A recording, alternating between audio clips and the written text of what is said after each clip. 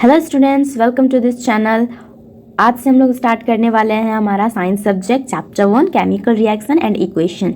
तो स्टार्ट करने से पहले मैं कहूँगी इस वीडियो में हम लोग पूरा चैप्टर कवर करने वाले हैं, तो ये वीडियो बहुत ही बड़ा बनने वाला है। तो इसलिए मैं सारे स्टूडेंट्स को सजेशन करूँगी कि वो ये वीडियो को लगातार ना देखें, बीच में गैप कर लें, क्योंकि वीडियो लंबा होने की वजह से हो सकता है कि आप लोगों को बोर लगे, और बोरिंग अगर लग गया तो बीच में आप लोगों को क्या होगा, कोई भी कंसेप्ट क्लियरली समझ में नहीं आएगा।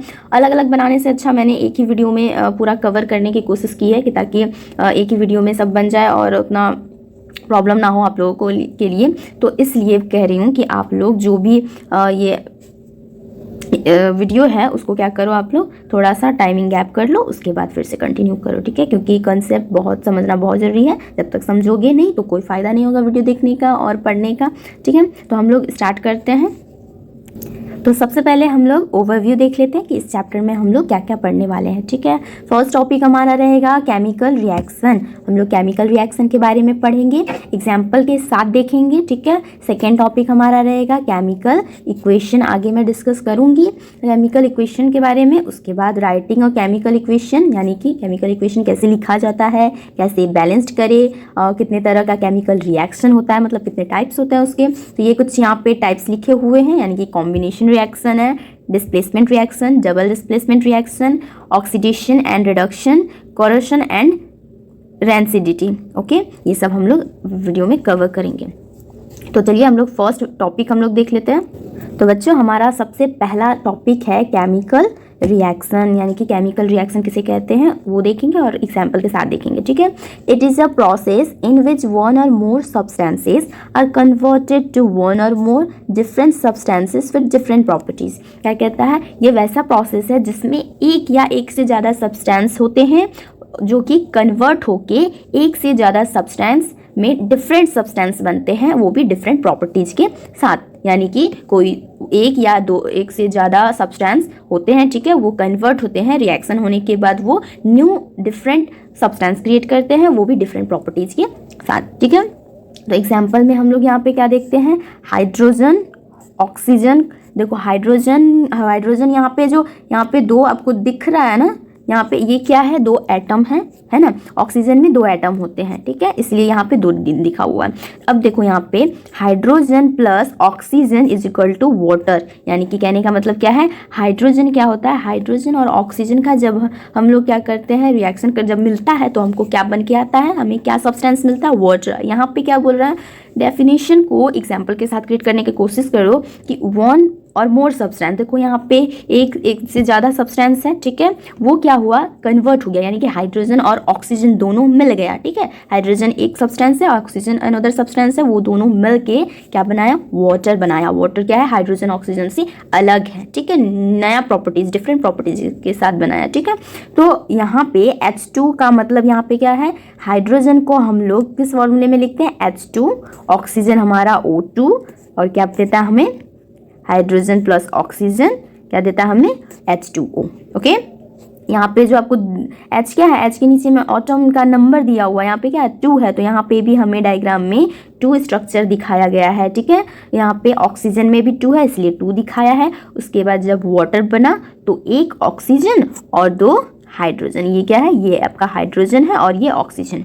ओके, समझ में आ गया कि ऐसा प्रोसेस, फिर से मैं कंटिन्यू कर देती हूँ। केमिकल रिएक्शन एक ऐसा प्रोसेस होता है जिसमें एक या एक से ज़्यादा सब्सटेंस कन्वर्ट हो जाते हैं, मिलने के बाद नया सब्सटेंस क्रिएट करते हैं। जैसे कि एग्जांपल में हाइड्रोजन ऑक्सीजन के साथ मिल गया और क्या मिला हमें, वाटर मिला। क्या फॉर्म हो गया, वाटर फॉर्म हो गया। अंडरस्टूड। नेक्स्ट चलते हैं, ये वाला समझ में आ गया। नेक्स्ट पेज पे चलते हैं। अब यहाँ पे लिखा है some observation that determine whether chemical reaction has taken place, ठीक है। यहाँ पे कुछ ऑब्जर्वेशन है जिसको हम लोग ऑब्जर्व करते हैं, जिससे हमें ये पता चलता है कि केमिकल रिएक्शन हुआ है या नहीं हुआ है, ठीक है। कुछ पॉइंट्स दिए गए हैं, उसको हम लोग देखते हैं। चेंज इन स्टेट, स्टेट हम लोग को पता है कि स्टेट क्या होता है, 3 स्टेट होते हैं हमें, solid, liquid and gas, 3 state होते हैं। उसमें जब चेंज होता है, यानी कि मान लो लिक्विड चेंज हो गया सॉलिड में, मान लो लिक्विड सॉलिड में चेंज हो गया, या फिर सॉलिड लिक्विड में हो गया, है ना, या फिर गैस लिक्विड में हो गया, यानी कि जब कन्वर्ट होगा, चेंज होगा, ठीक है, कोई भी स्टेट चेंज होगा तो वो हो सकता है केमिकल रिएक्शन हो। सेकेंड हो सकता नहीं होगा, चेंज इन कलर, जब भी रिएक्शन होगा तो क्या होगा, चेंज होगा, किसमें, कलर में चेंज होगा। ओके, समझ में आएगा कि जब भी केमिकल रिएक्शन होगा तब चेंज इन स्टेट होगा, उसके बाद चेंज इन कलर होगा, उसके बाद चेंज इन टेम्परेचर, टेम्परेचर में भी हमें चेंज देखने को मिल सकता है, फिर इवोल्यूशन ऑफ अ गैस। ठीक है, ये समझो कि जो भी पॉइंट यहाँ पे दिया हुआ है वो सारा पॉइंट क्या है, इसका मतलब ये नहीं है कि सब पॉइंट होना ही चाहिए, यानी कि चारों होगा तभी होगा, नहीं, इसमें से कुछ एक भी हो या दो भी हो सकता है या तीन भी हो सकता है, वो भी हुआ तो इसका मतलब केमिकल रिएक्शन हो सकता है। यानी कि ये सबसे पता चलता है कि केमिकल रिएक्शन एक्चुअली हुआ कि नहीं हुआ, पता भी तो होना चाहिए ना, कोई भी चीज़ हुआ कि नहीं हुआ वो पता करने के लिए भी होता है ना। तो एग्जाम्पल देखते हैं कि हमें केमिकल रिएक्शन हमारे, पहले हम लोग डेली लाइफ में देख लेते हैं। ठीक है, डेली लाइफ में हमारा कौन कौन सा केमिकल रिएक्शन होता है जो हम लोग ऑब्जर्व कर सकते हैं, जिससे जो हम लोग देख सकते हैं, हमें पता चलता है या पता है ना। फर्स्ट पॉइंट में क्या है हमारा, डाइजेशन ऑफ फूड, यानी कि फूड, जैसे कि हम लोग जब भी खाना खाते हैं तो जो डाइजेशन होता है खाना का वो भी एक क्या है, केमिकल रिएक्शन ही है ना। डाइजेशन जो प्रोसेस है उसे हम लोग कह सकते हैं कि वो केमिकल रिएक्शन हो रहा है। ठीक है, रेस्पिरेशन भी एक केमिकल रिएक्शन है जिसमें हम लोग क्या करते हैं, सब जानते हैं, ऑक्सीजन इनहेल करते हैं और क्या करते हैं, कार्बन डाइऑक्साइड बाहर निकालते हैं। ठीक है, हम लोग वो करते हैं, उस प्रोसेस में भी क्या होता है, हमें केमिकल रिएक्शन होता है। फिर रस्टिंग ऑफ आयरन का मतलब होता है आयरन में जंग लगना, जैसे लोहे वगैरह होता है उसमें जंग लग जाते हैं तो उसे रस्टिंग ऑफ आयरन कहते हैं। वो क्या बोलता है, एयर के कांटेक्ट में आने की वजह से और मॉइस्चराइज होने की वजह से, एटमॉस्फेयर पे के वजह से हो जाता है। ठीक है, तो उससे बचने के लिए जब किसी लोहे में जंग लगता है तो ऑब्वियसली बात है, हम लोग ने कहीं जगह में देखा भी होगा कि जो भी लोहे की चीज़ होता है उसमें पेंट किया जाता है। तो इसका मतलब क्या है, पेंट से क्या होता है, पेंट से हम लोग प्रिवेंट कर सकते हैं रस्टिंग को। ठीक है, रस्ट होने से बचा सकते हैं आयरन वगैरह को। ठीक है, फिर आता है हमारा, वो भी एक केमिकल रिएक्शन है। फिर आता है फॉर्मेशन ऑफ कर्ड। नेक्स्ट है हमारा फॉर्मेशन ऑफ कर्ड, यानी कि जो दही होते हैं वो कैसे बनते हैं, वो हम लोग जो फॉर्म होता है कर्ड फॉर्म जो होता है उसे भी केमिकल रिएक्शन होता है, उसको भी केमिकल रिएक्शन बोला जाता है। ठीक है, बर्निंग ऑफ पेपर, यानी कि पेपर बर्न होना या फिर वुड बर्न होना। ठीक है, वुड मतलब आग, उसमें आग जलना, जैसे पेपर को जला देना, वो भी एक क्या होता है, केमिकल रिएक्शन होता है। या हम लोग वुड में लगाते हैं, लकड़ी में होता है, और वो सबको क्या बोला जाता है, हम लोग केमिकल रिएक्शन कह सकते हैं। फिर होता है फोटोसिंथेसिस पता ही होगा सबको कि जो प्लांट है वो सन के प्रेजेंट में खाना अपना फूड बनाता है। ठीक है, वो भी फोटोसिंथेसिस उसे कहते हैं, वो भी एक तरह का केमिकल रिएक्शन होता है। ये कुछ एग्जाम्पल थे केमिकल रिएक्शन के जो हमें देखने को मिलते हैं, जो हम लोग डेली लाइफ में देख सकते हैं। ठीक है, जो होते रहता है। नेक्स्ट पेज पे चलते हैं। अब बात करते हैं chemical reaction has 2 components. Chemical reaction में भी 2 कंपोनेंट्स होते हैं। ठीक है, जो कि फर्स्ट है रिएक्टेंट्स और दूसरे में है प्रोडक्ट्स। ठीक है, रिएक्टेंट्स किसे कहते हैं वो देख लेते हैं। Those substance which take part in chemical reaction are called reactants. मतलब वैसे सब्सटेंस जो कि केमिकल रिएक्शन में भाग लेते हैं, यानी कि पार्टिसिपेट करते हैं, वो क्या हो जाता है, वो हमारा रिएक्टेंट्स होता है। जो भी सब्सटेंस है, जैसे कि जब केमिकल रिएक्शन होता है तो उसमें सब्सटेंस पार्टिसिपेट होगा तभी रिएक्शन होगा ना। बिना केमिकल के, बिना सब्सटेंसेस, बिना कोई भी सब्सटेंस के बिना पार्टिसिपेट हुए बिना क्या केमिकल रिएक्शन हो सकता है? नो, इट्स नॉट पॉसिबल, नहीं हो सकता है। वही कहना चाहता है, जो भी सब्सटेंस है, कोई भी सब्सटेंस केमिकल रिएक्शन में अगर टेक पार्ट कर लेता है तो वो क्या हो जाता है, वो रिएक्टेंट्स कहलाता है। और those substance that formed in chemical reaction are called product. जो भी हमें मिलता है, यानी कि कोई भी सब्सटेंस जब रिएक्ट होता है, यानी कि पार्ट लेके केमिकल रिएक्शन में पार्ट लेता है, तो जो हमें मिल जाता है, ठीक है, जो रिजल्ट आता है, एक तरह का रिजल्ट जो मिलता है हमें, वो क्या हो गया, हमारा प्रोडक्ट हो गया। एग्जाम्पल के थ्रू समझते हैं, ज़्यादा अच्छे से समझ में आएगा। यहाँ पे देखो, यहाँ पे क्या दिया हुआ है, हाइड्रोजन और ऑक्सीजन। 1 मिनट। एग्जाम्पल में हम लोग सेम एग्जाम्पल लेंगे जो हम लोगों ने पहले लिया है, हाइड्रोजन ऑक्सीजन का। ठीक है, हाइड्रोजन और ऑक्सीजन को मिलाने से जब मिलता है तो वो वाटर बनता है, ये समझ में आ गया। अब देखो यहाँ पे ये हाइड्रोजन है, ठीक है, और ये ऑक्सीजन है। इन दोनों ने क्या किया, पार्ट लिया, केमिकल रिएक्शन में पार्ट लिया। इन दोनों ने पार्ट लिया तभी तो मुझे रिजल्ट मिलेगा, लेकिन यही नहीं रहेंगे तो क्या मुझे रिजल्ट कुछ मिलेगा? नहीं मिलेगा। तो इसका मतलब क्या है कि यही इन दोनों ने क्या लिया, पार्ट लिया केमिकल रिएक्शन में, तो ये दोनों हमारे क्या हो गए, रिएक्टेंट्स हो गए। ठीक है ना। ये दोनों हमारे क्या हो गया, रेक्टेंट्स हो गए। हाइड्रोजन ऑक्सीजन एक तरफ से देखा जाए तो इस तरफ जो भी रहेगा तो वो रेक्टेंट्स होगा और इस तरफ जो रहेगा वो प्रोडक्ट होगा, ठीक है। जो भी हमें देखो, अब एरो के बाद क्या आया, वाटर आया, यानी कि हाइड्रोजन और ऑक्सीजन को मिलाया, यानी कि वो हमारा क्या हो गया, रेक्टेंट्स हो गया। तो हमें क्या मिला, हमें मिला वाटर। तो वाटर हमारा क्या हो गया, प्रोडक्ट हो गया, यानी कि रिजल्ट हुआ। सब कुछ करने के बाद, एग्जाम देने के बाद जब रिजल्ट आता है वही तो है सेम, कि यहाँ पे हम लोगों ने बिना हम लोगों के पार्टिसिपेट हुए एग्जाम होगा नहीं होगा, एग्जाम नहीं होगा तो रिजल्ट नहीं होगा। उसी तरह है कि यहाँ पे हाइड्रोजन और ऑक्सीजन पार्ट नहीं लेता तो वाटर नहीं बनता, लेकिन यहाँ पे हाइड्रोजन और ऑक्सीजन क्या हो गए, पार्ट लिए हैं, तो ये दोनों क्या हो गया, रेक्टेंट्स हो गए और हमें क्या मिला, वाटर मिला, जो कि हम जिसको हम क्या कहते हैं, प्रोडक्ट्स कहते हैं। समझ में आ गया। हाइड्रोजन और ऑक्सीजन दोनों ही गैस है, ठीक है, ये याद रखना, दोनों ही क्या है, गैस है। और हमें जब वाटर मिलता है वो किस फॉर्म में मिलता है, लिक्विड फॉर्म में मिलता है। तो चेंज हुआ ना स्टेट, यहाँ पे देखो स्टेट चेंज हुआ ना, गैस है, ठीक है, गैस वो चेंज होके क्या हो गया, लिक्विड में चेंज हो गया। तो हमें हुआ ना यहाँ पे कलर चेंज हुआ। हम लोगों ने पहले वाले प्रीवियस वाले पेज में क्या पढ़ा था कि क्या बोलता है, स्टेट चेंज होता है ना। तो यहाँ पे स्टेट चेंज हुआ, इसका मतलब केमिकल रिएक्शन हुआ या नहीं हुआ, ठीक है। नेक्स्ट में चलते हैं, ये भी समझ में आ गया, रिएक्टेंट्स और प्रोडक्ट, ओके। कोई भी अगर डाउट होगा तो प्लीज़ कमेंट सेक्शन में कमेंट करके आप लोग पूछ लिया करो, ठीक है।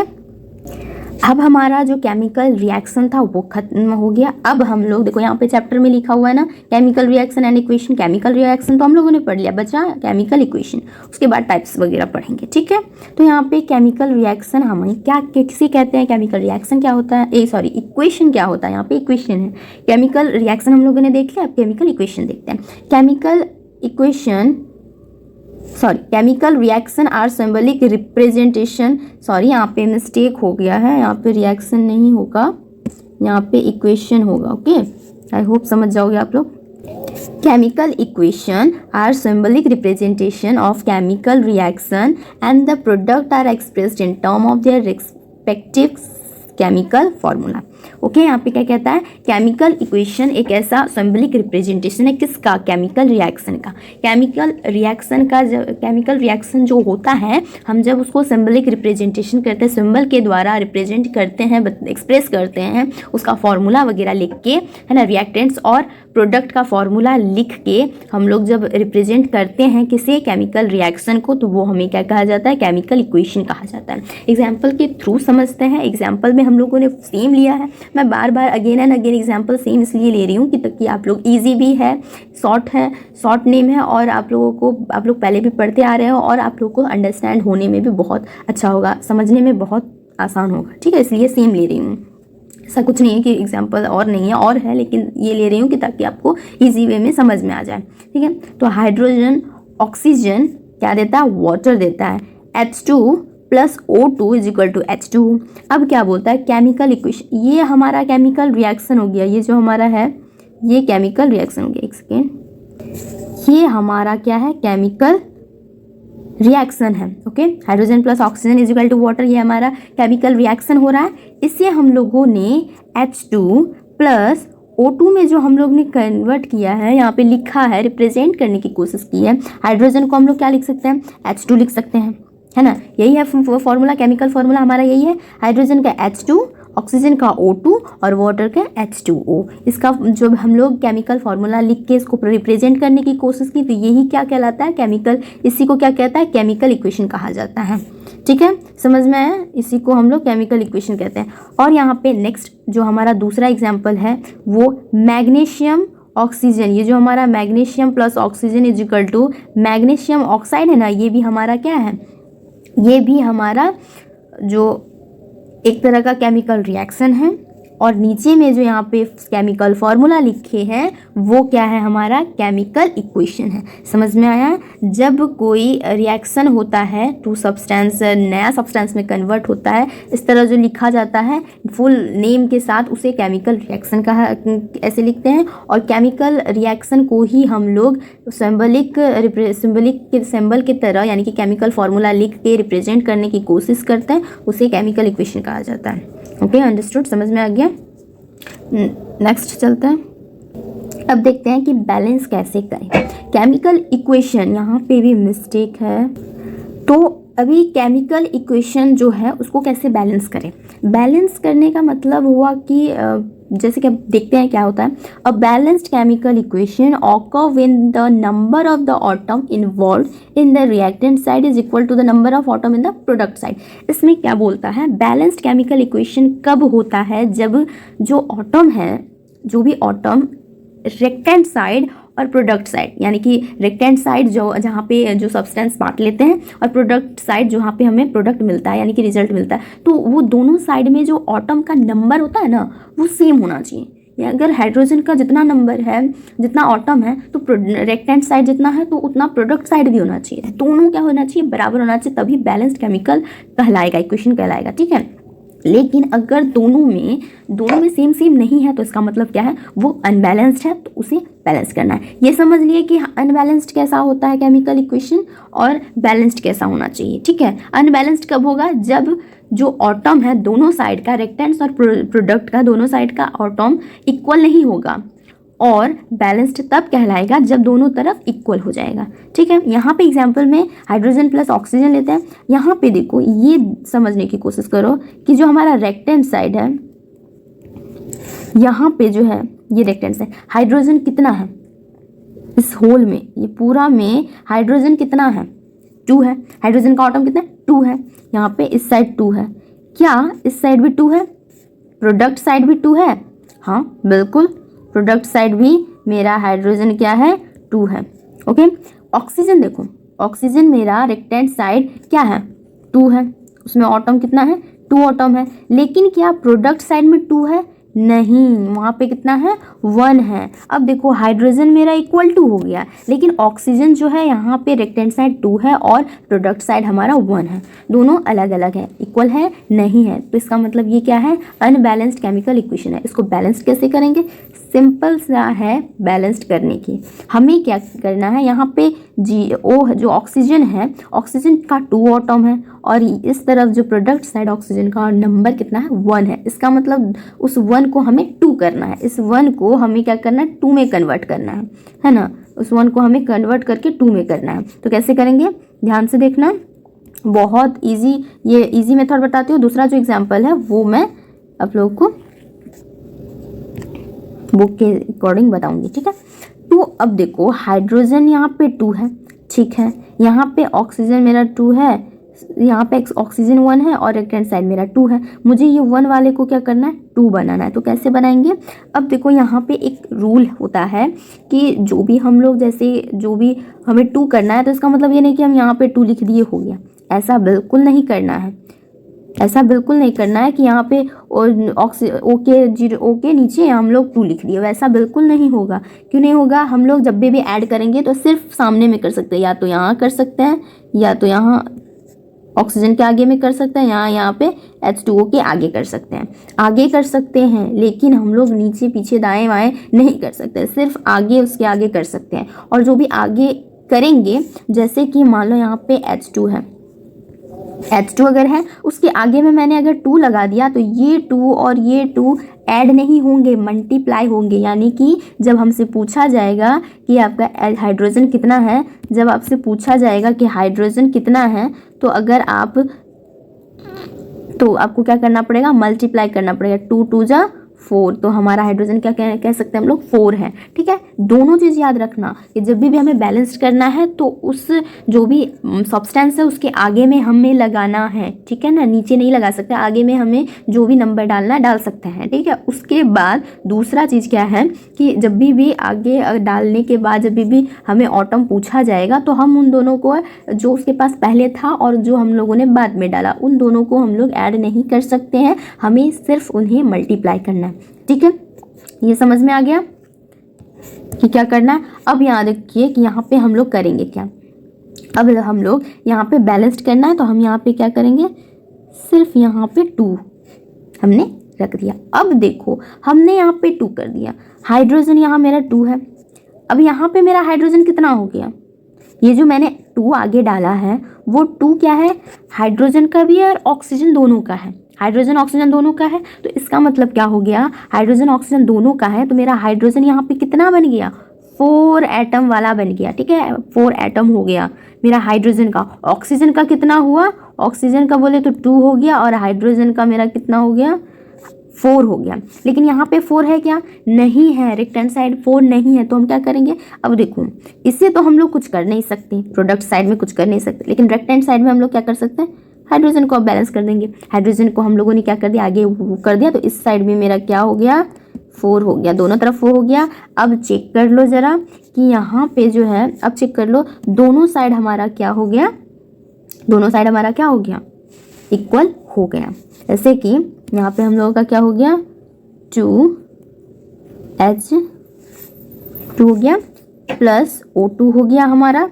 उसके बाद प्रोडक्ट साइड में हमारा क्या हो गया, 2H2O, ठीक है, 2H2O हो गया। अब देखो बैलेंस हो गया, यहाँ पे भी हमारा हाइड्रोजन 4 है, यहाँ पे भी हाइड्रोजन 4 है, इस साइड भी ऑक्सीजन 2 है, इस साइड भी ऑक्सीजन 2, दोनों तरफ हर एक एलिमेंट क्या हो गया, हमारा एटम क्या हो गया, नंबर ऑफ एटम एलिमेंट का सेम हो गया, ठीक है, समझ में आ गया। तो इसका मतलब ये बैलेंस्ड हो गया। अब देखो यहाँ पे नेक्स्ट जो हमारा दिया गया है आयरन प्लस वाटर का, ठीक है, आयरन और वाटर जब रिएक्शन होगा उन दोनों के बीच, तो iron oxide plus oxygen hydrogen हमें मिलेगा, ठीक है, iron plus water is equal to iron oxide plus hydrogen, ठीक है, ये मिलेगा, यानी कि Fe plus H2O is equal to Fe3O4 plus H2। अब देखो हमारा क्या यहाँ पे मिला, ये जो हमारा, ये जो हम लोग करने वाले हैं, सेकेंड, हाँ, ये जो हमारा एक्सरसाइज है, ये हम लोग क्या करेंगे, इस एक्सरसाइज में हम लोग जो बुक में मेथड दिया हुआ है उस मेथड से करेंगे, सिंपल मेथड से नहीं करेंगे। ये तो हमारा बहुत इजी हो गया, हम लोगों ने देखा कि अनबैलेंस था, उसको बैलेंस कर दिया, डायरेक्ट बैलेंस कर दिया। अब बुक में क्या दिया हुआ, बुक में किस तरह का दिया, बुक में टेबल तरह का दिया हुआ है, ठीक है। इसको क्या करना है, यहाँ पे एलिमेंट दिया हुआ है, इस पे हम लोगों को एलिमेंट लिखना है जो भी है, टोटल एलिमेंट यहाँ पे सबसे Fe है, यानी कि आयरन है, Fe यहाँ पे लिख दिए, फिर H2O है, यानी कि H2H है, फिर O है, यानी कि आयरन है, हाइड्रोजन है और ऑक्सीजन है, उसके अलावा कोई अलग कंपोनेंट एलिमेंट है नहीं है, तो इतना एलिमेंट है हमारा। अब देखो लेफ्ट हैंड साइड, यानी कि इस तरफ, इस लेफ्ट हैंड साइड ये जो है, और ये क्या हो गया मेरा, एक सेकेंड, लेफ्ट हैंड साइड और राइट हैंड साइड हमें देखना पड़ता है ना, यहाँ पे पता नहीं चल रहा था, ओके। अब ठीक है, आयरन जो है, आयरन और वाटर ये हमारा लेफ्ट साइड में हो गया, ये हमारा राइट साइड में हो गया, है ना। तो अब ये बताओ कि लेफ्ट साइड में Fe का, यानी कि आयरन का कितना एटम है, नंबर है, यहाँ पे इस तरफ मेरा 1 है, ठीक है, लेकिन यहाँ पे जो हमारा है, यहाँ पे कितना है, राइट हैंड साइड कितना है, 3 है, तो यहाँ पे हम लोगों ने 3 लिख दिया है, ठीक है। अब यहाँ पे हाइड्रोजन लेफ्ट हैंड साइड कितना है, 2 है, और राइट हैंड साइड 2 है, चलो हाइड्रोजन तो क्या है, दोनों इक्वल हैं। फिर यहाँ पे ऑक्सीजन हमारा कितना है, 1 है लेफ्ट हैंड साइड में और 4 है राइट हैंड साइड में, यानी कि इक्वल बिल्कुल नहीं, ये तो अनबैलेंस्ड हो गया, अनबैलेंस्ड केमिकल इक्वेशन है। अब इसको बैलेंस्ड करेंगे, देखो Fe इस तरफ मेरा 1 है और राइट हैंड साइड तरफ 3 है, तो हम क्या करेंगे, Fe के तरफ में 3 हम लोग डाल देंगे, डालने का मतलब हो गया मल्टीप्लाई हो गया, है ना, यहाँ पे 3 क्या कर देंगे, हम लोग उसको डाल देंगे। समझ में आया कि कैसे हम लोग क्या करेंगे, Fe डाल देंगे, यहाँ पे साइड में लिख देती हूँ मैं, Fe3 डाल देंगे, यानी कि 3 Fe प्लस, अब देखो हाइड्रोजन तो मेरा सेम है, हाइड्रोजन तो मुझे कुछ करना नहीं पड़ेगा, सेम है। अब यहाँ पे ऑक्सीजन देखना है, ऑक्सीजन हमें देखना है, इस तरफ लेफ्ट हैंड साइड में 1 है और राइट हैंड साइड में 4 है, तो हमें क्या करना है, लेफ्ट हैंड साइड में कम है तो उसको बढ़ा देना है, यहाँ पे हम लोग क्या ऐड कर देंगे, 4 ऐड कर देंगे लेफ्ट हैंड साइड में, ठीक है, ऑक्सीजन में, यानी कि इसमें। अब यहाँ पे देखो मैंने 4 ऐड कर दिया, 4H2O के ऊपर तो नहीं होगा ना, तो हम लोगों को H2O के आगे करना पड़ेगा, तो H2O के आगे। अब देखो O जो है, ठीक है, सॉरी, ऑक्सीजन जो है वो तो 4 एटम वाला बन गया, लेकिन क्या ऑक्सीजन कितना हुआ, हाइड्रोजन कितना हुआ, 4 2 जा 8, यानी कि लेफ्ट हैंड साइड में अब हमारा 8 एटम बन गया, ठीक है ना। एक मिनट, यहाँ पे हमें क्या हो गया, ये हमारा 8 एटम वाला बन गया, ठीक है। लेकिन अब राइट हैंड साइड में यहाँ एरो कर दिया हम लोगों ने, okay, I will rough this. यहाँ पे जगह नहीं है तो हम इसको पहले रफ कर देते हैं अच्छे से, यहाँ पे बगल में लिख देते हैं। अब देखो यहाँ पे हो गया। अब प्रोडक्ट साइड में Fe3O4 है, मेरा Fe3 तो हो गया, ठीक है, Fe3 लिख देंगे। O4 है उस साइड में, मेरा O4 हो गया, यहाँ पे 3 हो गया, यहाँ पे 4 हो गया, ये मेरा क्लियर हो गया। लेकिन क्या हाइड्रोजन हुआ? हाइड्रोजन यहाँ पे 2 है, लेकिन इस साइड में हाइड्रोजन अब 8 हो गया। तो इस साइड में हमें, इस साइड भी क्या करना है, हमें 4 से मल्टीप्लाई कर देना। टेबल में देखो राइट हैंड साइड में भी हम लोग क्या करेंगे, 4 से कर देंगे तो 8 हो जाएगा। तो हम लोग यहाँ पे क्या किए, H2 में क्या किया मैंने, 4 डाल दिए, 4H2 कर दिया, हो गया। अब ये इक्वेशन क्या हो गया, बैलेंस्ड इक्वेशन हो गया, ठीक है। जहाँ पे हमें ज़रूरत है एटम ऐड करने का वहाँ पे हम लोग उसको लगा देंगे, और जहाँ पे नहीं ज़रूरत है वहाँ पे छोड़ देंगे, ठीक है। इस तरह से हम लोग उसको क्या करेंगे, बैलेंस करने की कोशिश करेंगे। अब नेक्स्ट में अब हम लोग जानते हैं कि बैलेंस्ड केमिकल इक्वेशन को बैलेंस करना क्यों ज़रूरी होता है, क्यों ज़रूरी है केमिकल इक्वेशन को बैलेंस करना। तो चलिए उसको भी जान लेते हैं। तो केमिकल इक्वेशन हमें बैलेंस करने की क्यों आवश्यकता है, क्यों इम्पॉर्टेंट है, जरूरी है। अब chemical equation should always be balanced as the law of conversation of mass, ठीक है। केमिकल इक्वेशन हमें बैलेंस करना जरूरी होता है as per the law of conversation of mass, जो क्या कहता है कि मैटर कभी भी ना ही क्रिएट होता है, क्या nether be created nor be destroyed, ना ही उसे क्रिएट कर सकते हैं मैटर को, ना ही उसे डिस्ट्रॉय कर सकते हैं, ठीक है। क्या कौन सा लॉ कहता है, लॉ ऑफ कन्वर्सेशन ऑफ मास। हो सकता 9th में आप लोगों ने पढ़ा होगा, लॉ ऑफ कन्वर्सेशन ऑफ मास कहता है कि मैटर ना ही क्रिएट होता है ना ही डिस्ट्रॉयड होता है। इसलिए केमिकल इक्वेशन के दोनों तरफ जो है reactants and product side, so number of atoms should remain same at reactants and product side. Reactant and product side दोनों साइड हमारा जो नंबर ऑफ एटम होना चाहिए सेम हो जाना चाहिए। इसलिए अगर सेम नहीं होता तो उसे सेम करना पड़ता है, ठीक है, ओके। अब स्टार्ट करते हैं types of chemical reaction. Chemical reaction कितने तरह का होता है, बहुत तरह के होते हैं। एक एक करके सबको देख लेते हैं केमिकल रिएक्शन को, ठीक है, फटाफट देख लेते हैं। कॉम्बिनेशन रिएक्शन, फर्स्ट हमारा है combination reaction. Combination reaction in which 2 or more reactants combine to form one product are called combination reactants। क्या कहता है, वैसा रिएक्शन जिसमें 2 reactants, क्या होता है reactants मतलब क्या होता है, जो पार्ट होते हैं, ठीक है, जो भी सब्सटेंस, 2 सब्सटेंस जब जो एलिमेंट जब reactants कंबाइन हो जाता है, कंबाइन होके मिलकर सिर्फ एक ही प्रोडक्ट निर्माण करता है। देखो 2 प्रोडक्ट है वो मिल गया और एक प्रोडक्ट बनाया, सॉरी 2 रेक्टेंट है वो मिलकर एक प्रोडक्ट बनाया, तो उसे कॉम्बिनेशन रिएक्शन कहते हैं। वैसे टाइप के रिएक्शन में कॉम्बिनेशन रिएक्शन कहते हैं। एग्जांपल यहाँ पे फिर से वही लेंगे, hydrogen plus oxygen is equal to H2O, वहाँ पे लेंगे। यहाँ पे देखो क्या है, हाइड्रोजन है H2 और ऑक्सीजन है, 2 रेक्टेंट्स हैं। यहाँ पे कितने रेक्टेंट्स दिख रहे हैं आपको, 2 रेक्टेंट्स दिख रहे हैं। तो ये दोनों रेक्टेंट्स जो है, ये दोनों रेक्टेंट्स मिल गए, जब कंबाइन हो गए तो हमें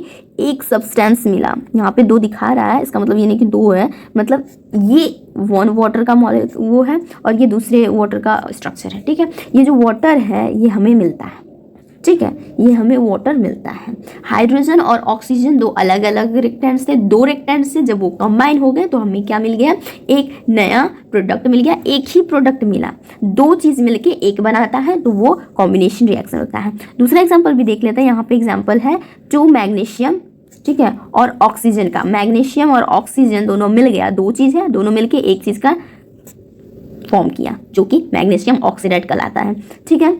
2 चीज़ मिला, ठीक है ना, 2 चीज़ मिला, रिएक्शन हुआ और एक चीज़ का क्या, एक प्रोडक्ट वो लोग क्या कर दिया, फॉर्म कर दिया, तो वो क्या होता है, कॉम्बिनेशन रिएक्शन होता है। वैसे रिएक्शन में कॉम्बिनेशन रिएक्शन कहते हैं, ओके। ये भी समझ में बहुत इजी है, बहुत अच्छे से समझाने की कोशिश कर रही हूँ।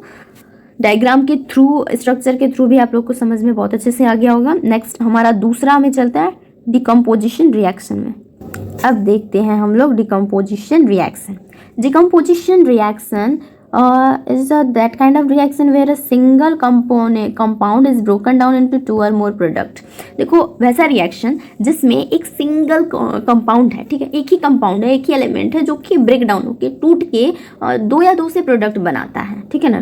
जब टूट जाता है यानी कि रिएक्शन जब होता है तो वो क्या होता है, एक से 1 या 1 से 2 दो या दो से ज़्यादा प्रोडक्ट का निर्माण करता है, फॉर्म करता है, तो वो हमारा क्या हो गया, डिकम्पोजिशन रिएक्शन हो गया। कॉम्बिनेशन रिएक्शन का जस्ट अपोजिट ना, दो चीज़ मिलके एक चीज़ बनाता है, तो इसमें अपोजिट हो गया, एक चीज़ को तोड़ के दो चीज़ बन जाता है, टूट जाता है तो दो चीज़ का निर्माण हो जाता है। यहाँ पे देखो एग्जाम्पल के थ्रू समझो, यहाँ पे एग्जाम्पल क्या दिया हुआ है, ए और बी। ये ए और बी मान लो रेक्टेंस है, ठीक है, ए और बी रेक्टेंस है, वो क्या हो गया, टूट गए, ब्रेक डाउन हो गया, तो वो अलग अलग प्रोडक्ट में बन गया, अलग अलग चीज़ बन गया, ठीक है ना, ए प्लस बी हो गया, ठीक है ना। ए बी पहले जुड़ा हुआ था और जब वो ब्रेक डाउन हुआ तो क्या अलग अलग कंपाउंड हो गया, ठीक है, ए अलग हो गया, बी अलग हो गया, दोनों अलग अलग बन गए, इंडिविजुअल बन गए, ठीक है ना, ये समझ में। नेक्स्ट हमारा फिर से वही हाइड्रोजन प्लस हाइड्रोजन जो है हमारा वाटर जो है हमारा ब्रेक डाउन होके ऑक्सीजन और हाइड्रोजन में तब्दील हो गया, यानी कि कन्वर्ट हो गया, ठीक है ना। इसमें क्या दिखा रहा है, यहाँ पे देखो, ये जो है हमारा वाटर है,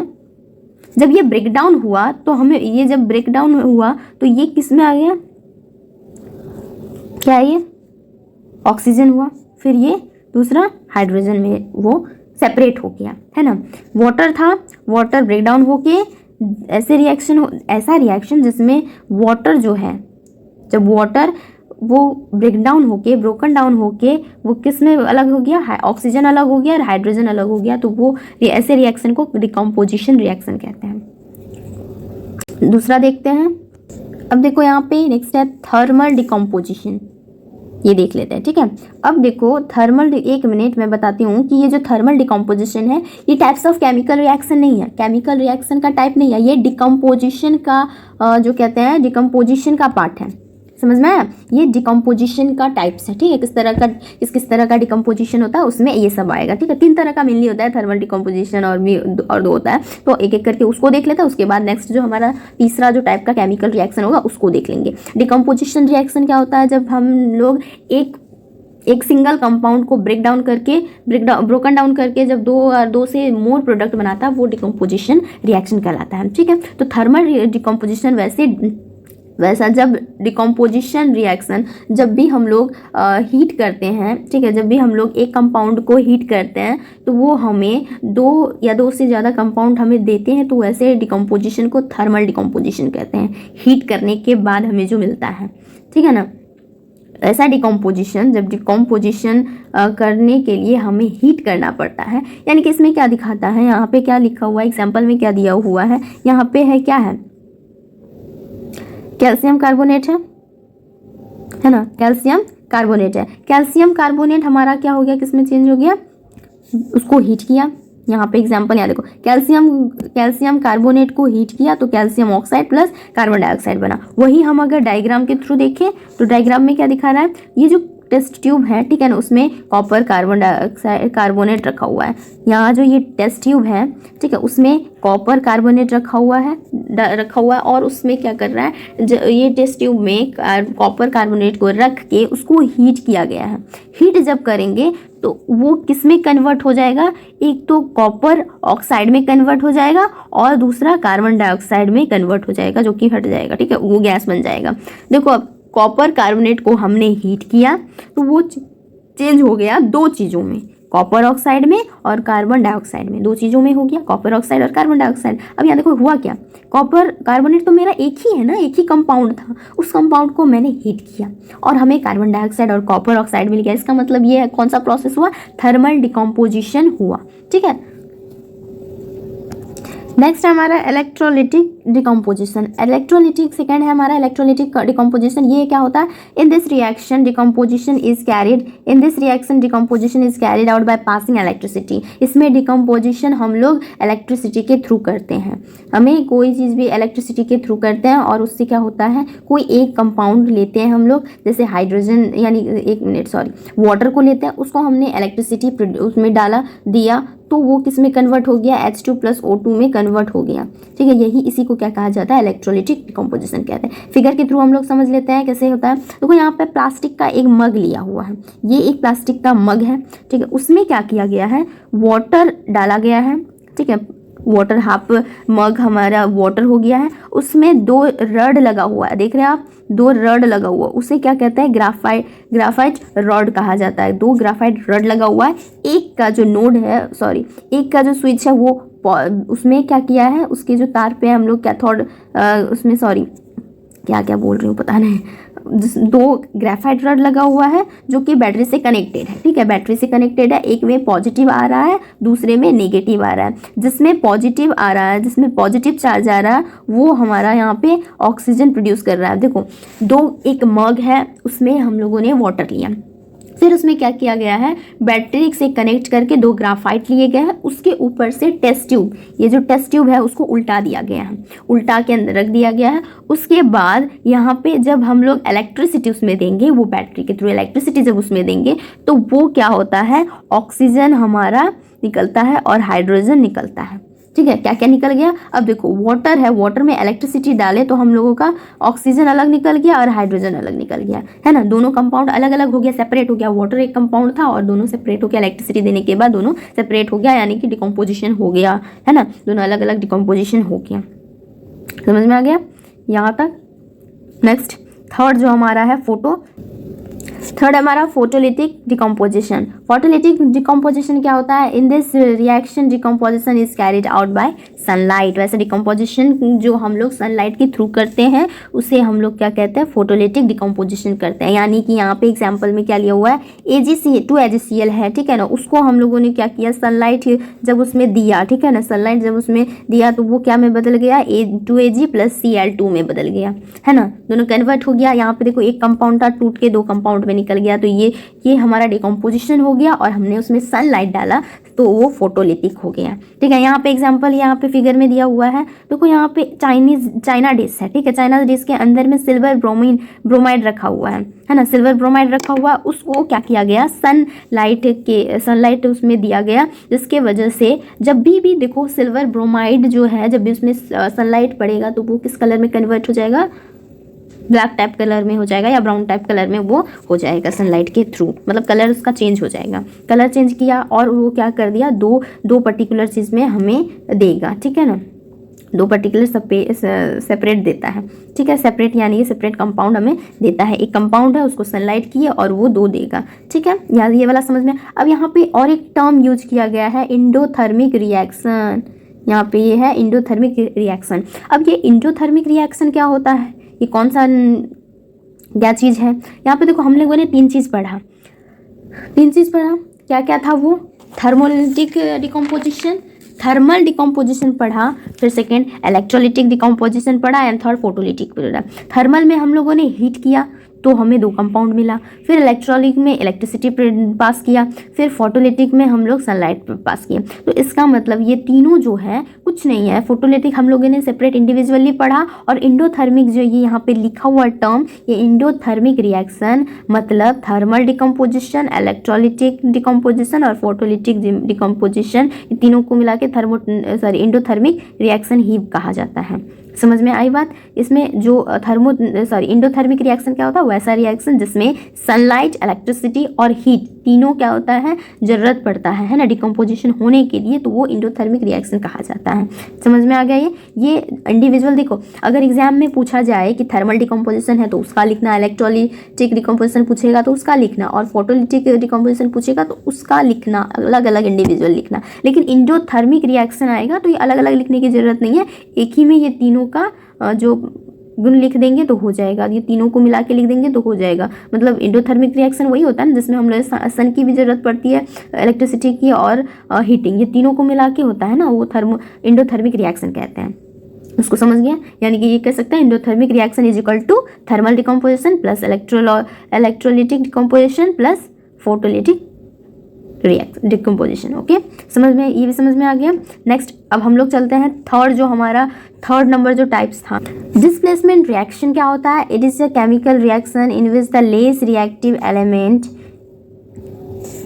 from a compound is replaced by a more reactive element. ये क्या कहता है, वैसा केमिकल रिएक्शन जिसमें जो लेस रिएक्टिव एलिमेंट होता है ना, वो क्या होता है, रिप्लेस हो जाता है किसके द्वारा, रिएक्टिव एलिमेंट के द्वारा। देखो एक्टिव ज़्यादा रिएक्टिव जो होता है, यानी कि जो भी ज़्यादा रिएक्टिव जो एलिमेंट होता है वो क्या करता है, कमज़ोर रिएक्टिव को हटा देता है। यानी कि वो कहता है ना कि जो ज़्यादा स्ट्रॉन्ग होता है, जो व्यक्ति ज़्यादा स्ट्रॉन्ग होता है वो क्या करता है, कमज़ोर लोगों पे दोष जमाता है, उसे भगा देता है, उसे टॉर्चर करता है। उसी तरह ये क्या करता है, डिस्प्लेसमेंट रिएक्शन का मतलब होता है कि जब कोई भी जब केमिकल रिएक्शन होता है उसमें क्या करता है, मोर रिएक्टिव जो एलिमेंट होता है वो कमज़ोर रिएक्टिव एलिमेंट को भगा देता है, रिप्लेस्ड कर देता है। ठीक है, एग्जाम्पल में हम लोग देखते हैं zinc plus CuSO4 ZnSO4 plus Cu हमें देता है,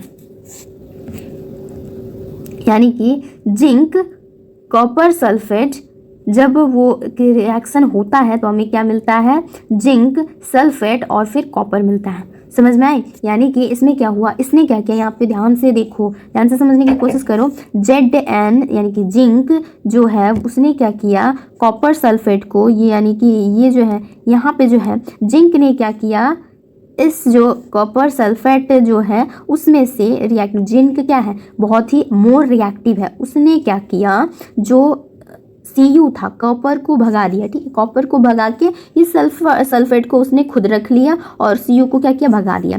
तो इसलिए ZnSO4 हो गया और Cu अकेला हो गया बेचारा, यानी कि कॉपर क्या हो गया, हमारा अकेला हो गया। यानी कि जिंक जो है मोर एक्टिव था, इसलिए उसने क्या किया, सल्फेट को अपने पास जोड़ लिया और कॉपर को भगा दिया, यानी कि उसको अकेला छोड़ दिया।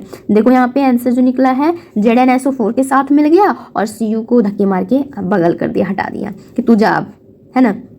उसने नया दोस्त बना लिया, उसको भगा दिया, है ना, कि तू अब बीच में मत आ, ये मेरा दोस्त है, ये मेरे साथ रहेगा। उसी तरह हुआ, है ना। क्यों? क्योंकि जिंक क्या था, मोर पावरफुल था, इसलिए कॉपर कुछ कर नहीं पाया। जिंक पावरफुल था इसलिए कॉपर कुछ नहीं कर पाया, वो चुपचाप जिंक की बात मान लिया, ठीक है वो चला गया तो कोई बात नहीं, है ना। अब यहाँ पे दूसरा एग्जाम्पल यहाँ पे देखते हैं, और यहाँ पे डायग्राम में देखो, यहाँ AB है, ये जो ब्लू कलर का दिख रहा है ये A है और इसके बाद B है। ये जो AB है वो क्या हो गया, C के साथ रिएक्शन हो रहा था, केमिकल रिएक्शन कर रहा था। उसने क्या किया, C जो है वो A को भगा दिया और B को अपने पास बुला लिया। उसने क्या किया, A को अकेले छोड़ दिया। जो C है उसने क्या किया, A को अकेले छोड़ दिया और क्या किया, BC के साथ खुद जुड़ गया। यानी कि बोला कि A अब तुम्हारा काम हो गया, तुम अलग हो जाओ और B मेरे पास तुम आ जाओ। किसने कहा, C ने कहा, उसने रख लिया, है ना। समझ में आ गया? उसने क्या किया, उसको अलग करके खुद रह गया। C ने A को अलग कर दिया B से और B के साथ खुद रह गया हैप्पीली। और देखो दूसरा डायग्राम हमें दिखा रहा है, यहाँ पे एक टेस्ट ट्यूब है, ठीक है। टेस्ट ट्यूब में आयरन के जो लोहा का जो नेल होता है, यानी कि जो कांटी होता है, ठीक है, उसको क्या किया गया है, उसको कॉपर सल्फेट सोल्यूशन में डुबा दिया गया है ना। धागा की मदद से उसने क्या किया, उसने यहाँ पे क्या दिखाया गया है कि एक धागा है, ठीक है, एक थ्रेड है, उसके मदद से आयरन नेल को क्या किया, बांध करके कॉपर सल्फेट का सोल्यूशन में उसने डुबा दिया, है ना। अब देखो यहाँ पे हो क्या रहा है, आयरन जो है, नेल जो है हमारा वो क्या हो गया, Fe हो गया ना। आयरन जो हमारा Fe हो गया, Fe को क्या कर दिया गया, कॉपर सल्फेट के अंदर डुबा दिया गया।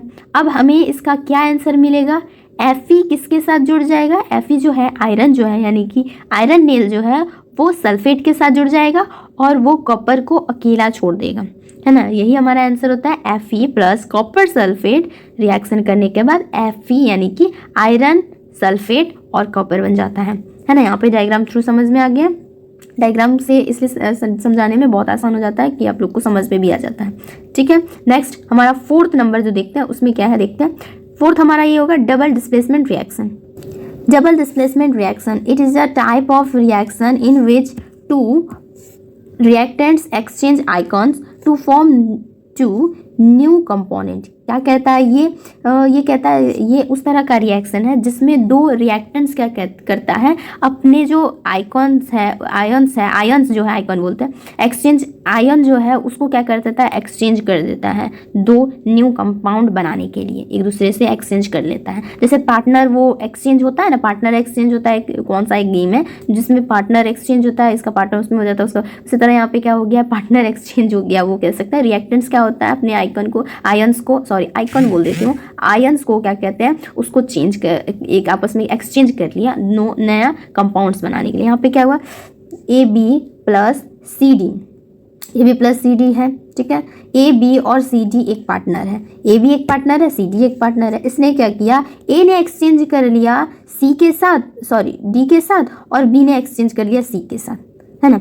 ए अब क्या हो गया, उल्टा हो गया, ए बी ए डी अपना पार्टनर हो गया और सी बी ए का पार्टनर हो गया। उसने क्या किया, अपने आयंस को चेंज कर लिया, एक्सचेंज कर लिया, है ना, एक दूसरे के साथ। नेक्स्ट यहाँ पे डायग्राम के थ्रू समझते हैं। यहाँ पे देखो, यहाँ पे भी क्या बोला, ए बी क्या किया, ए बी और सी डी दो रिएक्शन हो रहा था और उसने क्या किया, ए को अपना पार्टनर बना लिया और बी और सी अपना पार्टनर बना लिया। ये दोनों अपना अपना पार्टनर एक्सचेंज कर लिया। ठीक है, समझ में आ गया। नेक्स्ट हमारा यहाँ पे क्या दिया हुआ है, Na2SO4 Na2SO4 प्लस BaCl2, है ना, BaCl2 जो रिएक्शन होने के बाद BaSO4 प्लस 2NaCl हमें दिया, यानी कि सोडियम सल्फेट और बेरियम क्लोराइड दोनों मिलकर हमें क्या दिया, बेरियम सल्फेट और सोडियम क्लोराइड हमें मिला।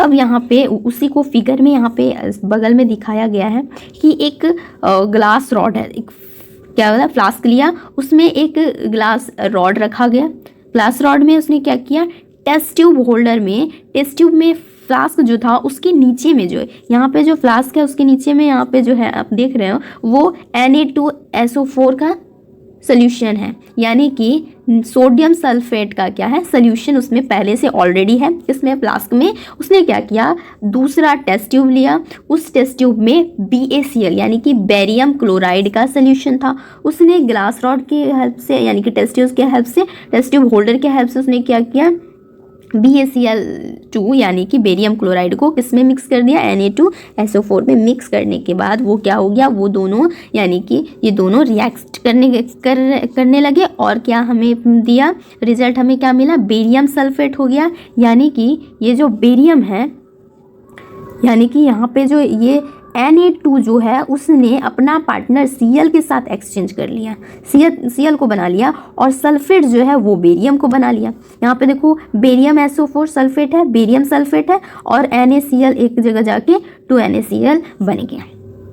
समझ में आया, ये समझ में आ गया होगा। डबल डिस्प्लेसमेंट क्या होता है, डिस्प्लेसमेंट में सिर्फ क्या करते हैं वो लोग, अपना जो पार्ट वो क्या करता है, रिप्लेस कर देता है ना, किसी वो जो भी मोर रिएक्टिव जो एलिमेंट होता है वो लेस एक्टिव रिएक्टिव एलिमेंट्स को रिप्लेस कर देते हैं। लेकिन डबल डिस्प्लेसमेंट रिएक्शन में क्या होता है, ये क्या करता है, रिप्लेस करके एक्सचेंज कर लेते हैं ना, इसमें क्या करते हैं, एक्सचेंज कर लेते हैं। ए अगर बी के साथ है तो वो अब ए डी के साथ चला जाता है और सी जो है डी के साथ होता है वो सी बी के साथ चला जाता है, वो अपने अपने एक्सचेंज कर लेता है, अदला बदली कह सकते हैं कर लेता है। अब यहाँ पे नीचे में दिया हुआ एक और चीज़, पेरिसिपेट, यानी कि पेरिसिपेट मतलब क्या होता है, पेरिसिपेट का मतलब होता है it is a insoluble solute that emerge from a liquid solution. जब भी हम लोग इनसॉल्यूबल, ना घुलने वाला जो भी सब सॉलिड है, जो हम लोग जो भी दो लिक्विड है, लिक्विड सोल्यूशन, पेरिसिपेट क्या होता है, जब हम लिक्विड सोल्यूशन में सोल्यूशन है, लिक्विड सोल्यूशन को सोल्यूशन से जब हमें इनसॉल्यूबल सॉलिड मिलता है, एक सेकेंड, पेरिसिपेट क्या होता है, it is a insoluble solid. ये एक इनसॉल्यूबल सॉलिड होता है जो कि हमें कहाँ से मिलता है, लिक्विड सोल्यूशन के फॉर्म से मिलता है, फॉर्म होता है, ठीक है, उसे पेरिसिपेट कहते हैं और वो इनसॉल्यूबल सॉलिड होता है। इनसॉल्यूबल मतलब क्या होता है, उसका मतलब होता है कि ना घुलने वाला, है ना। पेरिसिपेट क्या होता है, वैसा इनसॉल्यूबल सॉलिड है जिसका जो कहाँ से इमर्ज होता है, लिक्विड सोल्यूशन से इमर्ज होता है। समझ में आ गया। नेक्स्ट हम लोग देखते हैं, अब आता है ऑक्सीडेशन एंड रिडक्शन। ऑक्सीडेशन और रिडक्शन क्या होता है, सबसे पहले ऑक्सीडेशन पढ़ लेते हैं। Oxidation, the reaction in which oxygen is gained और hydrogen is lost is called oxidation reaction. ऐसा रिएक्शन में जिसमें क्या होता है, ऑक्सीजन हम लोग गेन कर लेते हैं, ऑक्सीजन हमें मिल जाता है और हाइड्रोजन हम लॉस्ट कर देते हैं, खो देते हैं, उसे क्या कहते हैं, ऑक्सीडेशन रिएक्शन कहते हैं। एग्जाम्पल के थ्रू समझेंगे। यहाँ पे क्या दिया हुआ एग्जाम्पल में, 2 copper plus oxygen, copper plus oxygen हुआ, ठीक है, और वो दोनों क्या हो गया, 2CuO मिल गया, ठीक है। तो समझ में आया, कॉपर और ऑक्सीजन। यहाँ पे वही उसी का डायग्राम यहाँ पे दिया गया है। तो इसमें यहाँ पे क्या दिखा रहा है कि एक चाइना डिश है, ठीक है, जिसमें कॉपर पाउडर रखा हुआ, उसको ऑक्सीजन के प्रेजेंस में क्या किया जा रहा है, बर्न यानी कि हीट दिया जा रहा है। जब हीट देने के बाद क्या हो जाता है, उसे ऑक्सीजन मिल जाता है, गेन हो जाता है, ठीक है, कॉपर ऑक्साइड बन जाता है, ठीक है, वो उसमें क्या हो गया, ऑक्सीजन हमें गेन हो गया, ठीक है। नेक्स्ट हमारा रिडक्शन देखते हैं। Reduction, the reaction in which hydrogen is gained और oxygen is lost is called reduction regression. क्या कहता है, वैसा रिएक्शन जिसमें कि हाइड्रोजन हमें मिलता है, पहले ऑक्सीडेशन में हमें क्या हुआ, ऑक्सीजन हमें मिला और हाइड्रोजन हमने लॉस्ट कर दिया, लेकिन यहाँ पे क्या होता है, रिएक्शन, ऐसा रिएक्शन जिसमें हमें हाइड्रोजन मिलता है, गेन होता है, हाइड्रोजन बढ़ता है और ऑक्सीजन क्या हो जाता है, लॉस्ट हो जाता है, उसे रिडक्शन रिग्रेशन कहते हैं। इसे रेडॉक्स भी कहा जाता है, रेडॉक्स REDOX रेडॉक्स के नाम से भी जाना जाता है। एग्जाम्पल में यहाँ पे क्या लिया हुआ है, वही लिया हुआ है कॉपर ऑक्साइड प्लस हाइड्रोजन लिया गया है, कॉपर एक जगह हो गया और प्लस हाइड्रोजन और ऑक्सीजन वाटर बन गया, ठीक है, कॉपर प्लस वाटर बन गया, यानी कि ऑक्सीजन में मिला। तो नेक्स्ट हमें देखते हैं 6 नंबर में कॉरोशन है। कॉरोशन क्या होता है, कॉरोशन किसे कहते हैं वो भी देख लेते हैं। Corrosion is the process of slowly eating of metals by gas and water vapour present in the atmosphere due to formation of certain compounds like oxide, sulphide, carbonate etcetera.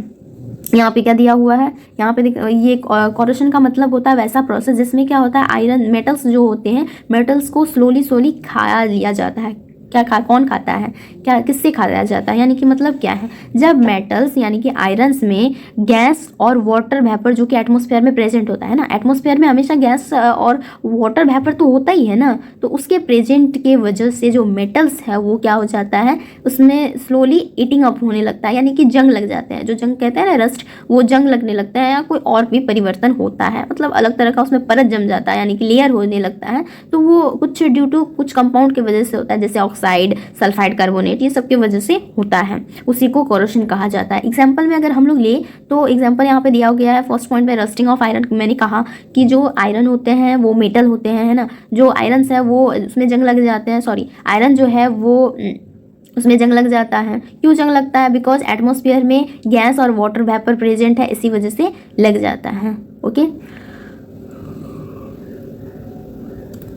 उसके बाद दूसरा में है black coating on silver. Silver में black तरह का coat होने लगता है, यानी कि लेयर जमने लगता है। फिर हमें कॉपर जो होता है, कॉपर में भी वो क्या कहते हैं उसे हिंदी में, I don't know, copper mind में नहीं आ रहा है, कॉपर जो है उसमें ग्रीन टाइप का जो कोटिंग उसमें लग जाता है, यानी कि आयरन तो रस्टिंग हो जाता है, यानी कि जंग लग जाना, सिल्वर में ब्लैक तरह का कोटिंग होना स्टार्ट करता है, लेयर जमना स्टार्ट हो जाता है, और कॉपर ग्रीन टाइप का होने लगता है। उसी वो ये तीनों एग्जाम्पल, और भी एग्जाम्पल होंगे, ये 3 एग्जाम्पल यहाँ पे लिए गए हैं कॉरोशन। अब नेक्स्ट में हम देखते हैं कि प्रिवेंट क्या करना चाहिए, मतलब क्या करना चाहिए जिससे कॉरोशन को प्रिवेंट किया जा सकता है। नेक्स्ट चलते हैं नेक्स्ट पेज में।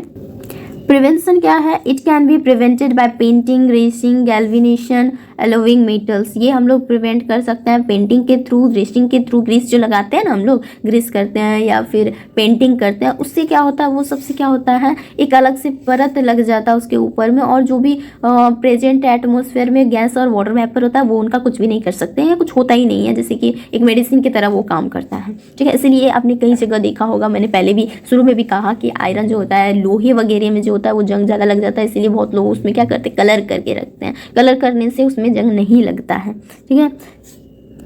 7 में बात करता है रेंसिडिटी।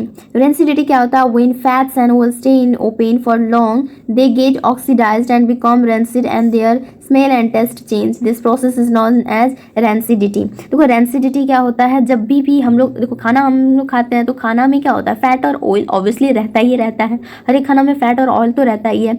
तो जब भी हम लोग खाना जो होता है ना, उसमें फैट और ऑयल जो होता है वो बहुत देर के लिए खुला रह जाता है ना, तो वो क्या हो जाता है, ऑक्सीडाइज्ड होने लगता है एंड रेंसिड होने लगता है, जिसकी वजह से जो स्मेल जो है ना, स्मेल टेस्ट वो सब क्या होता है, बैड हो जाता है, अजीब तरह से गंद देने लगता है, और जो टेस्ट होता है वो बहुत बेकार होता है, वैसे फूड बिगड़ जाता है।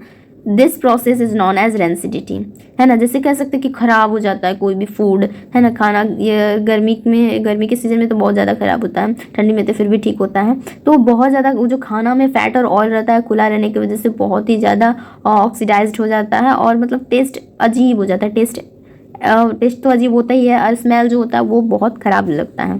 उसी प्रोसेस को रेंसिडिटी कहते हैं, वो भी एक केमिकल रिएक्शन है, तो उसे रेंसिडिटी कहा जाता है। अब प्रिवेंट क्या है, सिंपल सा प्रिवेंट होगा कि उसको क्या करना हो, तो सबसे पहले है storing food in air tight container, यानी कि जो फूड वगैरह है वो ऐसे कंटेनर में रखे जिसका जो एयर टाइट हो, यानी कि पूरा एकदम टाइट हो, जिसमें हवा घुसने की गुंजाइश ना हो। सेकेंड, की फूड इन रेफ्रिजरेटर, यानी कि हमेशा खाना किस में रखें, रेफ्रिजरेटर में रखें। Packing food food with nitrogen gas. एक नाइट्रोजन जो है गैस होता है जो कि फूड जो किसी के साथ रिएक्शन नहीं करता है, तो उसको अगर डाल के हम लोग फूड रखें, ठीक है, पैक करके रखें, तो वो ख़राब नहीं होते हैं जल्दी। और फोर्थ नंबर में क्या है, ऐड एंटीऑक्सीडेंट टू फूड में एंटीऑक्सीडेंट देने से प्रिवेंट हो सकता है। यहाँ तक बस इतना ही था, नेक्स्ट स्लाइड में नहीं है, बस इतना ही है हमारा, इतना